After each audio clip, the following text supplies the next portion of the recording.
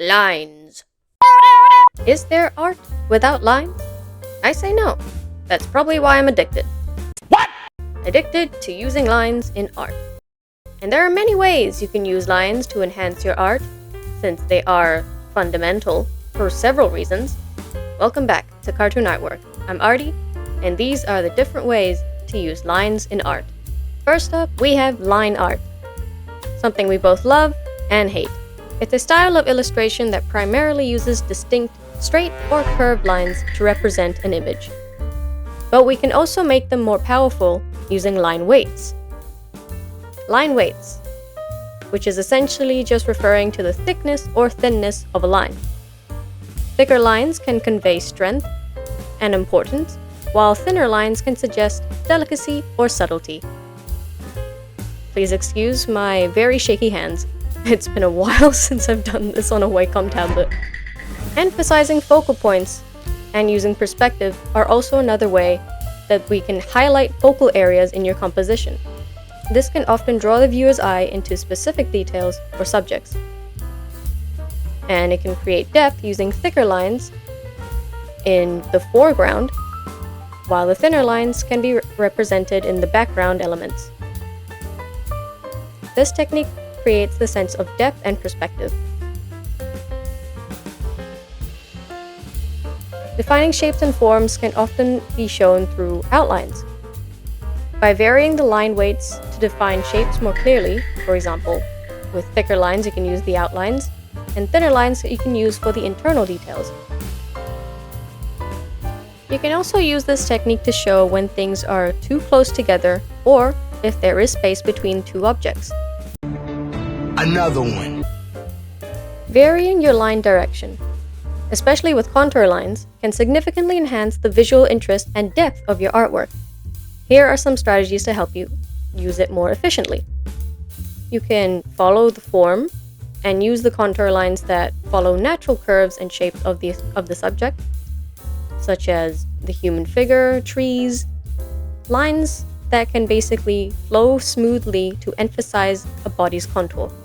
You can also use lines to emphasize details, such as with windows, roofs, or even trees, or even bricks. Layering lines can also add a complexity. This technique can create a richer texture and depth, especially in areas like hair, foliage, or fabric. And don't forget to experiment with the thickness and thinness. You can also use lines to show negative and positive spaces. Combining the directional lines, you can lead the eye towards the negative space. Directional or curved lines can create a pathway that draw attention to areas around the main subject. Incorporate patterns in negative space using lines, such as creating hatching or cross-hatching effects to add texture to the background while keeping the main subject clear. Now, if you want to use a more minimalistic approach, sometimes less is more. Using fewer well-placed lines can effectively define both the subject and the negative space, creating a more striking visual impact. And also, one of the things most artists don't actually do that often is practice observation. Spend some time looking at existing artworks and see how the negative space works. Try sketching from real-life references. Focus on how lines can help define the spaces around your subject. Now for composition. This is basically a way to lead the eye. You can use lines to guide the viewer's gaze through the composition. Directional lines can create the sense of movement, as always, while horizontal and vertical lines can provide stability. You can create structure. Establish a framework for your composition using the lines. Grids or guiding lines can help organize elements and maintain a balance within the piece. You can also use lines to create mood. Direction and style of lines can convey different emotions. Soft curved lines can evoke calmness, while jagged erratic lines can suggest chaos and tension. Now for point perspective. Lines are really great at conveying depth and perspective. By using converging lines, like a vanishing point, you can create a three-dimensional feel in a two-dimensional work, which is pretty cool. And with that, you can emphasize focal points. Direct lines towards your focal point can draw a lot of attention to it. This can help you viewers actually identify what they're supposed to look at first.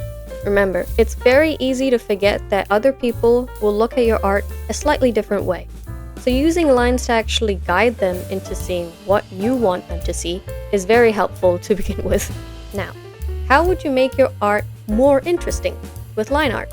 Well, one of the main things that most artists are usually very hostile towards are their accidents, their mistakes.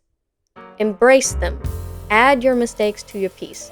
It will only make it more unique, and it can also build more confidence within each line that you use.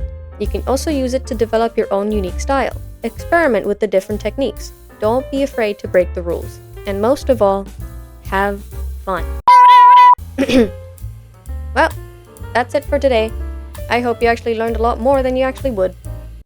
What am I saying? I don't know. I'm too high. I mean, I'm not high. I'm just doing lines. Not lines. Okay. You know what?